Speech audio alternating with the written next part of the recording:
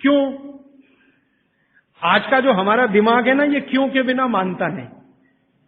हाँ, क्यों ऐसा करें? कारण उसका बिल्कुल साफ है। आधुनिक विज्ञान ये कहता है कि आपका जो शरीर है और आपकी जो पृथ्वी है, इन दोनों के बीच में कोई बल काम करता है, पृथ्वी और शरीर के बीच में। इसको हम कहते हैं गुरुत्व आकर्षण बल, ग्रेविटेशनल फोर्स। अब ये कैसे काम करता है? पृथ्वी के बारे में आप जानते हैं, पृथ्वी का उत्तर, पृथ्वी का दक्षिण, ये दोनों सबसे ज्यादा तीव्र हैं गुरुत्व आकर्षण के लिए। पृथ्वी का उत्तर, पृथ्वी का दक्षिण एक चुंबक की तरह से काम करता है गुरुत्वाकर्षण के लिए। आपका जो शरीर है, इसका ये है उत्तर, सिर जो है ना शरीर का उत्तर है और पांव दक्षिण है। तो सिर का उत्तर और पृथ्वी का उत्तर, आप अगर पृथ्वी में उत्तर की दिशा में सिर करके सो गए, भागवत जी कहते नहीं सोना, मान लो सो गए, तो आपका सिर का उत्तर और पृथ्वी का उत्तर, उत्तर दोनों साथ में आए तो फोर्स ऑफ रिपल्शन काम करता है। विज्ञान ये कहता है फोर्स ऑफ रिपल्शन माने प्रतिकर्षण बल लगेगा। तो आप ऐसे ऐसे समझो इसको कि ये उत्तर है और आपने उत्तर में सिर किया, तो उधर से एक प्रतिकर्षण बल आपके शरीर पर काम करेगा। तो ये प्रतिकर्षण बल जब शरीर पर काम करेगा, धक्का देने वाला बल, तो आपके शरीर में संकुचन आएगा, कॉन्ट्रैक्शन। और शरीर में अगर संकुचन आया तो ब्लड प्रेशर पूरी तरह से कंट्रोल के बाहर जाएगा, क्योंकि ब्लड को भी प्रेशर आएगा। क्योंकि शरीर को प्रेशर आया ना, तो शरीर में खून है, खून को भी प्रेशर आएगा, और अगर खून को प्रेशर है तो नींद आएगी ही नहीं। मन में हमेशा धड़पड़ चलती रहेगी, हृदय की गति हमेशा तीव्र रहेगी। तो उत्तर की दिशा पृथ्वी की है, जो नॉर्थ पोल कहलाती है। हमारे शरीर का उत्तर ये है सिर। अगर ये दोनों एक ही दिशा में हो, फोर्स ऑफ रिपल्शन काम करेगा, प्रतिकर्षण बल लगेगा, शरीर में संकुचन आएगा, नींद आएगी ही नहीं। अब इसका उल्टा कर लो, आपका सिर दक्षिण में कर दो, ठीक है? पृथ्वी का दक्षिण में आपका सिर कर दो, तो आपका सिर तो नॉर्थ हुआ और पृथ्वी का दक्षिण हुआ, साउथ हुआ। तो आपका नॉर्थ माने उत्तर और पृथ्वी का दक्षिण, ये दोनों एक दिशा में है, तो फोर्स ऑफ अट्रैक्शन काम करेगा, एक बल आपको खींचेगा। और अगर आपके शरीर पर खिंचाव पड़ेगा, मान लीजिए आप लेटे हैं और ये पृथ्वी का दक्षिण है और इधर आपका सिर है, तो आपको खींचेगा अगर कोई, तो शरीर थोड़ा सा बड़ा होगा। जैसे रबर खींचती है ना, इलास्टिसिटी, ऐसे ही शरीर में थोड़ा सा बढ़ाव आएगा। जैसे ही शरीर थोड़ा सा बढ़ा तो बॉडी में रिलैक्सेशन आ गया। आप अंगड़ाई लेते हैं ना, एकदम शरीर को तान देते हैं, फिर क्या लगता है? बहुत अच्छा लगता है, क्योंकि शरीर को ताना तो उसके बाद शरीर में थोड़ा बढ़ाव आया, आप बहुत रिलैक्स फील करेंगे। तो इसलिए भागवत जी ने कहा कि दक्षिण में सिर करेंगे तो शरीर पर फोर्स ऑफ अट्रैक्शन है, उत्तर में सिर करेंगे तो फोर्स ऑफ रिपल्शन है। फोर्स ऑफ रिपल्शन में शरीर पर दबाव पड़ता है, फोर्स ऑफ अट्रैक्शन में खिंचाव पड़ता है। खिंचाव और दबाव एक दूसरे के विपरीत हैं। दबाव से शरीर में संकुचन आएगा, तो खिंचाव से शरीर में थोड़ा सा फैलाव आएगा। तो फैलाव है तो आप सुखी नींद लेंगे, और उस पर दबाव है तो नींद नहीं है। इसलिए उन्होंने बहुत बेहतरीन विश्लेषण दिया है। ये विश्लेषण मैं मानता हूं जिंदगी के सारे मानसिक रोगों को खत्म करने का अकेला है सूत्र। नींद अच्छी अगर ले रहे हैं आप, तो समझ लीजिए दुनिया में बहुत सारी चीजें आपके शरीर से बाहर। भोजन अच्छा है, नींद अच्छी है, और क्या चाहिए? तो आप नींद अच्छी लें, ब्रेन हमेशा आपका फोर्स ऑफ अट्रैक्शन पे रहे, इसके लिए दक्षिण में सिर करके सोना बहुत अच्छा, और नहीं तो पूर्व में करना। अब पूर्व क्या है? पूर्व के बारे में पृथ्वी पर रिसर्च करने वाले सब वैज्ञानिकों का कहना है कि पूर्व न्यूट्रल है।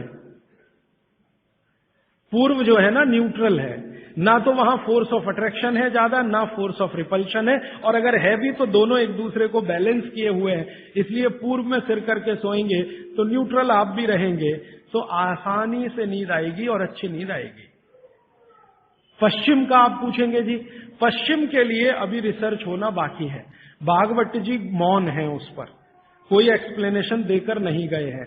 और आज का साइंस भी लगा हुआ है, कोई रिसर्च अगर आ गई तो मैं जरूर आप तक प्रेषित करूंगा।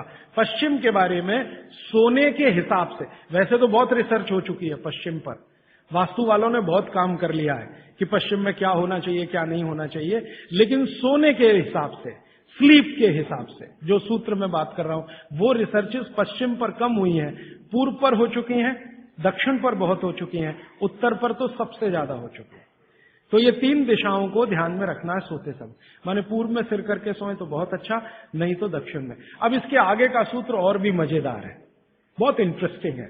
भागवत जी कहते हैं कि किन को पूर्व में सिर करके सोना और किन को दक्षिण में, उन्होंने कैटेगरी बना दी। तो वो कहते हैं जो साधु हैं, जो सन्यासी हैं, जो ब्रह्मचर्य का पालन कर रहे हैं, जो गृहस्थ जीवन नहीं जी रहे हैं, जो दुनिया की मोह माया से दूर हैं, इन सबको पूर्व में ही सिर करना हमेशा। और जो दुनिया चला रहे हैं, घर चला रहे हैं, गृहस्थी चला रहे हैं, परिवार चला रहे हैं, पत्नी के साथ रह रहे हैं, बच्चों के साथ, उनको दक्षिण में ही सिर करना। अब यहां बिल्कुल क्लियर हो गया, अब कोई कंफ्यूजन नहीं रहना चाहिए। आप जितने लोग हैं सब अपना परिवार चलाने वाले, घर गृहस्थी चलाने वाले, दुनिया चलाने वाले लोग हैं, तो आप तो आज ही अपने बेड की पोजीशन बदलो। दक्षिण में सबके सिर होने चाहिए बेड के। और मेरे जैसे लोग जो शादी नहीं करते, ब्रह्मचारी हैं वगैरह वगैरह, इनको पूर्व में ही सोना। साधु जी, साध्वी जी जो भी हैं, जिनको अपने जीवन में नैष्ठिक ब्रह्मचर्य का पालन करना है, साधु महात्मा संत, इनको पूर्व में ही सोना है सिर रख के। और आप जैसे लोग जिनको घर गृहस्थी चलानी है, दक्षिण। अब यहां कोई कंफ्यूजन की गुंजाइश नहीं है, आप अपना याद रखो, मैं मेरा याद रखता हूं। अच्छा, आज के लिए इतने ही सूत्र। अब आप सवाल पूछ सकते हैं। साउथ डायरेक्शन में फोर्स ऑफ अट्रैक्शन है कहा आपने? सिर के लिए? हाँ। तो शरीर की खिंचाई होती है, तो क्या जिन बच्चों की हाइट कम है उनको कंपलसरी हम साउथ फेसिंग जरूर सुलाइए, ताकि उनकी हाइट बढ़े? जरूर सुलाइए। जिन बच्चों की लंबाई आपको कम लग रही है, आप हमेशा उनका सिर दक्षिण में रख के सुलाइए। थोड़े 3-4 साल के बाद आपको खुद महसूस हो जाएगा, हाइट बढ़ने का, लंबाई बढ़ती हुई दिखाई देगी।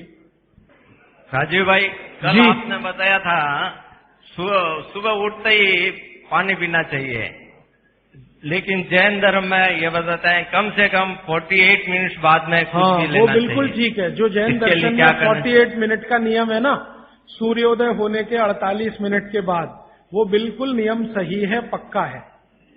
वो नियम क्या है वो हमें समझने की बात है। वो नियम ऐसा है, जो पानी है ना, पानी बहुत सारी जीव राशियों का संग्रह है। अब ये थोड़ी सूक्ष्म की बात है, मैं जाना नहीं चाहता था लेकिन सवाल पूछ लिया इसलिए कह रहा हूं। पानी जो है सूक्ष्म जीव राशियों का संग्रह है। आप चाहें तो पानी में लेंस लगा के देखें, करोड़ों करोड़ों सूक्ष्म जीव आपको दिखाई देंगे इधर उधर भागते घूमते। अगर देख लें तो दिल ही नहीं करे पानी पीने के लिए। ये तो सुबह सुबह क्या होता है कि आपका जो मुंह है, ये जो लार है ना, ये मैंने आपसे कहा कि सुबह के समय सबसे ज्यादा तीव्र होती है, मेडिसिनल प्रॉपर्टी ज्यादा होती है इस लार की। तो अगर आपने उठते से ही पानी पिया तो उसमें पूरी संभावना है कि ज्यादा जीव राशि की हत्या होगी। इसलिए जैन दर्शन ये कहता है अनावश्यक हिंसा से बचो। हिंसा से बच सके ये आदर्श है, लेकिन अनावश्यक हिंसा से जरूर बचो। अनावश्यक, जरूरी नहीं है तो उसको हिंसा मत करो। तो अनावश्यक हिंसा से बचने के लिए जैन शास्त्रों ने, जैन आचार्यों ने ये कह दिया जी 48 मिनट के बाद पियो। ये 48 मिनट में क्या हो जाता है, 48 मिनट में आपके मुंह की जो लार है ना, इसकी जो क्षारीयता है ये कम हो जाती है, बहुत कम हो जाती है, बहुत तेजी से कम होती है। और इसकी क्षारीयता कम हुई, एल्केलिनिटी जिसको आप कहेंगे अंग्रेजी में, तो जीव राशि के मरने की संभावना उतनी कम हो जाती है। तो फालतू हिंसा से बचने के लिए जैन दर्शन ने ये कहा कि नवकार्षी एक शब्द इस्तेमाल करते हैं ना, हाँ, तो ये उसके साथ उन्होंने जोड़ा। वो 48 मिनट का कैलकुलेशन बागभट्ट जी का भी है। वो ये कहते हैं कि सुबह उठते ही 48 मिनट तक अगर आप इंतजार करते हैं तो मुंह की जो लार है इसकी क्षारीयता कम होना शुरू होती है। तो उठते ही पानी पीने में अगर आप जैन दर्शन पालन करते हैं तो 48 मिनट ध्यान रखो, और अगर आप जैन दर्शन पालन नहीं कर रहे हैं तो आपके लिए शायद हिंसा का उतना महत्व नहीं है, लेकिन करें तो आपके लिए भी अच्छा है। तो आप बोलेंगे जी 48 मिनट तक क्या करें, बैठे रहे? तो भगवान का नाम ले लो, आप ईश्वर का जाप कर लो, मंत्र का जाप कर लो, कुछ कर लो, और फिर पानी पियो, फिर उसके बाद आपकी दिनचर्या शुरू करो। ये बीच का रास्ता मैंने बताया जी। और कोई प्रश्न? हाँ, आपने शहद और घी के विरुद्ध बताए। शहद और घी, हाँ। तो जैसे जन्म होता है तो बच्चे को शहद और घी चटाया जाता है, एक ऐसा संस्कार है, तो वो कैसे? जी, ये जो संस्कार है ना, बच्चे को जन्म लेते ही शहद घी चटाने का, इस संस्कार को करते समय जो लोग हैं ना, कुछ चीजों का ध्यान नहीं रखें तो तकलीफ है। आयुर्वेद के हिसाब से अगर आप ध्यान नहीं रखते तो बहुत तकलीफ है। आयुर्वेद ये कहता है कि शहद और घी बराबर मात्रा एक साथ कभी भी लेंगे तो जहर ही है। लेकिन कुछ भारत में ऐसे समूह हैं जो अपने बच्चों को ये करते हैं, शहद और घी चटाते हैं, लेकिन सभी लोग भारत में ऐसा नहीं करते हैं। बहुत सारे लोग नहीं भी चटाते, लेकिन जो चटाते हैं उनको मैंने पूछा, ऐसे कुछ समूह हैं भारत में जो चटाते हैं, उनको मैंने पूछा तो वो मुझे एक इंटेलिजेंट उत्तर देते हैं, और वो बागभट्ट जी का भी सही है। वो ये कहते हैं कि जी हमने शहद और घी साथ में चटाया तब जब उसमें गाय का मूत्र थोड़ा मिलाया था या गाय के गोबर का रस डाला था। अब ये जो गाय का गोबर और गोमूत्र की जैसी बात आती है तो तुरंत मेरे ख्याल में आता, पंचगव्य बनाते हैं ना, पंचामृत या पंचगव्य, तो उसमें शहद और घी भी होता है, लेकिन गोमूत्र के साथ या गोबर के रस के साथ। फिर हम लोगों ने थोड़ा काम किया कि ये गोमूत्र अगर मिला दिया शहद और घी में तो क्या इसकी विषकारकता कम हो गई? तो बाद में कल या नहीं तो परसों मैं इस पे विस्तार से आने वाला हूं कि गाय के मूत्र को मिलाते ही शहद और घी एक दूसरे के साथ मिलने को तैयार है, माने उनकी दुश्मनी कम है। माने गाय के मूत्र में एक केमिकल है जिसका नाम है सल्फर।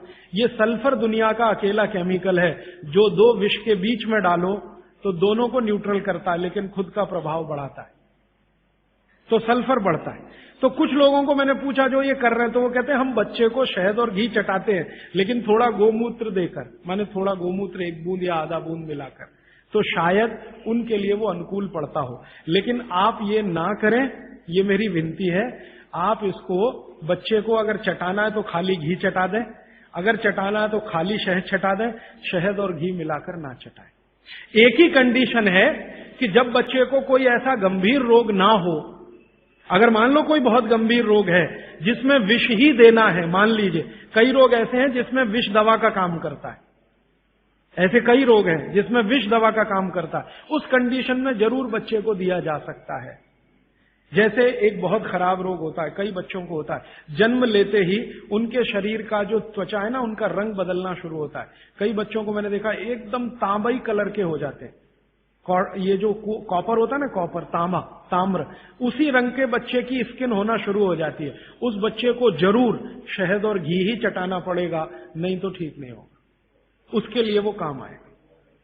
तो अलग अलग परिस्थितियों में, लेकिन सामान्य बच्चे के लिए ये ठीक नहीं है, उपयोगी नहीं। जी श्रीमान जी, आयुर्वेदिक दवाओं के साथ जो डॉक्टर की दवाएं भी चल रही है तो उसको ले सकते हैं? बिल्कुल मत लीजिए। दवा जो है ना, आप भरोसे से आयुर्वेद की लीजिए तो उससे ही आपको बहुत बड़े परिणाम मिल जाएंगे। एलोपैथी की दवाएं साथ में खाएंगे तो कोई अच्छे परिणाम तो नहीं, बुरे परिणाम जरूर आ जाएंगे। अर्जुन की छाल का जो पाउडर आप जी के साथ लेना कह रहे हैं, जब हम लेते हैं तो उसको पथरी के जैसे जमने की शंका रहती है या डाउट रहता है? अर्जुन की छाल से पथरी होने की शंका ना के बराबर है। पथरी होने की शंका एक ही चीज में है कि अगर आप चूना ज्यादा खाएं तो। अर्जुन की छाल से आज तक मैंने नहीं सुना किसी को पथरी हुई है, क्योंकि अर्जुन की छाल में जो कैल्शियम है वो बहुत ही कम है, और जो है वो बहुत आसानी से घुलनशील है, वो आसानी से डाइजेस्ट होता है। पथरी होने की संभावना तभी है जब आप ज्यादा चूना खाएं। जी पेशाब करने के पश्चात पानी पीना ठीक है या पहले पानी पीना? कल तक इंतजार कर लीजिए इस नियम के लिए, ये कल आने ही वाला है। आप पूछिए जी। क्या जी? काढ़ा? काढ़ा शाम को भी पी सकते हैं, लेकिन सुबह सबसे अच्छा। शाम को चाहे तो पी सकते हैं, लेकिन सुबह सबसे अच्छा। शाम को पिएंगे तो नुकसान तो कुछ नहीं है, लेकिन फायदा भी बहुत नहीं आएगा। फायदा सबसे ज्यादा काढ़े का लेना है तो सुबह का ही। जी जी जी, इनको चाय पीने की आदत है सुबह उठते ही, बहुत लोगों को होगी। इसका नुकसान बताएं। देखिए, मैं एक ही मिनट में आपको बताना चाहता हूं कि चाय जो आप बनाते हैं उसमें चाय से ज्यादा नुकसान है चीनी। ये जो शुगर है ना, चीनी, इसका चाय के साथ कोई मेल नहीं है। अगर आप चाय पी रहे हैं, मैं से तो मत पिए, क्योंकि आपकी तासीर के अनुकूल नहीं है। चाय के जो केमिकल है ना, भारत के लिए उपयोगी नहीं है, भारत में रहने वाले लोगों के लिए। यूरोप और अमेरिका के लिए बहुत अच्छी है यही चाय, हमारे लिए वो जहर है। कॉफी तो और भी ज्यादा, गर्म देशों में चाय कॉफी अच्छी नहीं है। फिर भी अगर आप पी रहे हैं, आप मानते हैं कि खराब है, लेकिन क्या करें, आदत से मजबूर है, तो मैं एक तरीका बता देता हूं। वो तरीका ये है कि चीनी की जगह गुड़ की चाय पी लीजिए। क्यों पी लीजिए वो समझिए। गुड़ जो है ना क्षारीय है और चीनी है ना अम्लीय है। चीनी जब डिसइंटीग्रेट होती है तो उसके जो अंतिम परिणाम है वो एक एसिड के रूप में ही है, और गुड़ जब डिसइंटीग्रेट होता है तो उसका अंतिम परिणाम है वो क्षार के रूप में है। आपके पेट में अम्ल वैसे ही बहुत है और सुबह सुबह तो ज्यादा ही होता है, और उस समय अम्ल वाली चाय और पिए जो चीनी मिलाई हुई है, तो ये एसिडिटी ही बढ़ाएगी आपकी। तो बेहतर है कि आप चाय पिए तो गुड़ वाली पिए। अब गुड़ वाली चाय जब पिएंगे तो दूध नहीं डाल सकते उसमें, क्योंकि दूध फट जाएगा गुड़ से, क्योंकि दूध और गुड़ की दोस्ती नहीं है। तो फिर बिना दूध की चाय पिए। तो आप काली चाय पिए, गुड़ डाल के पिए। और मेरी छोटी सी एक बात अगर मान लें कि अगर काली चाय गुड़ डालकर आप पी रहे हैं तो थोड़ा सा नींबू का रस डालें तो न्यूट्रलाइज होगी ये। नींबू का रस एसिडिक है, गुड़ जो है ना क्षारीय है, तो गुड़ मिलाई हुई चाय को अगर न्यूट्रल करना है तो थोड़ा नींबू डालकर नींबू की चाय पिए। ठीक है, ऐसा कर। लेकिन इसको पीने से पहले पानी जरूर पिए, वो नियम ना भूलें जी। हाँ, इसलिए मैंने बोला कि गुड़ में जो है ना क्षार है और नींबू जो है एसिडिक है, तो क्षार अम्ल मिले तो न्यूट्रल होगा, तो न्यूट्रल चाय हो जाएगी जब आप पिएंगे। मैं नहीं चाहता कि क्षारीय तत्व भी ज्यादा जाए आपके पेट में, क्योंकि क्षार भी नुकसान करता है। तो गुड़ डाल दिया तो क्षारपन आया चाय में, तो थोड़ा 2-3 बूंद नींबू के रस की डालिए तो फिर न्यूट्रल हो जाएगा, वो आप पिए। तो जीवन भर आप बिना किसी दुख और तकलीफ के पी सकेंगे उसको। और अगर आपको बन पाए तो हरे पत्ते की चाय ही पिए। ये जो चाय आती है ना बाजार में, टी डस्ट, ये आप में से किसी के लिए भी अच्छी नहीं है। आपको अगर पत्ते वाली, हरे पत्ते वाली चाय मिल रही है तो वो कम से कम इतना जरूर फायदा है कि वो एंटीऑक्सीडेंटल प्रॉपर्टी वाली है, क्योंकि हरे पत्ते को सीधे निकालकर सुखाकर आप बना रहे हैं। तो वो इससे बेहतर है जो चूरे वाली चाय आप पी रहे हैं, थोड़ी बेहतर है जी। कई देशों में हमने देखा है कि भोजन लेते समय वज्रासन में बैठ के भोजन लेते हैं। तो ईस्टर्न कंट्रीज में करते हैं, इंडोनेशिया में, मलेशिया में, थोड़ा सा मंगोलिया में जाएं तो वहां भी करते हैं। वज्रासन में बैठकर वो लोग भोजन कर सकते हैं, आपके लिए उतना अनुकूल नहीं है, क्योंकि आपको भोजन के बाद वज्रासन करना अनुकूल है। भोजन करते समय आपके लिए सुखासन या उकड़ू बैठकर आसन वही अनुकूल है। अब ये क्यों है, एक दिन रुक जाइए, परसों मैं एक्सप्लेन करने ही वाला हूं। और मैंने ये भी नोटिस किया है कि यहाँ के लोग भोजन लेने के बाद शहद लेना वाजिब समझते हैं, इसलिए क्योंकि डाइजेशन में हेल्प करता है। लीजिए ना, मैंने मना नहीं किया, लेकिन जैन दर्शन का पालन अगर आप कर रहे हैं तो मत लीजिए। और अगर आप जैन दर्शन में पालन नहीं कर रहे हैं अपने जीवन को, तो आप शहद लेने के लिए स्वतंत्र हैं। जैन दर्शन में है तो मैं स्ट्रिक्टली बोलूंगा ना करें, क्योंकि उसमें हिंसा और अहिंसा की बात आएगी। शहद जो है ना जीव राशियों का समूह है, और बड़ी मक्खी के शहद में ज्यादा जीव राशियां। पानी कितना लेना चाहिए ये सबके लिए अलग अलग है, तो इसका सूत्र बता देता हूं। हर व्यक्ति को कितना पानी पीना चाहिए, आप अपना वजन करिए। वजन अगर 60 किलो वजन है तो 10 से भाग दीजिए इसमें, तो 6 आएगा और 2 घटा दीजिए, तो आप 24 घंटे में 4 लीटर पानी पी सकते हैं। अगर 70 किलो वजन है तो 10 से भाग दीजिए, 7 आएगा, 2 घटा दीजिए, तो 5 लीटर पूरे 24 घंटे में पानी पी सकते हैं। किसी का वजन 40 किलो है, 10 से भाग दीजिए, 4 आएगा, 2 घटा दीजिए, 2 लीटर पानी पूरे दिन में पी सकते। हर व्यक्ति अपने वजन के हिसाब से पानी तय कर ले, जितना वजन 10 का भाग और 2 घटाना।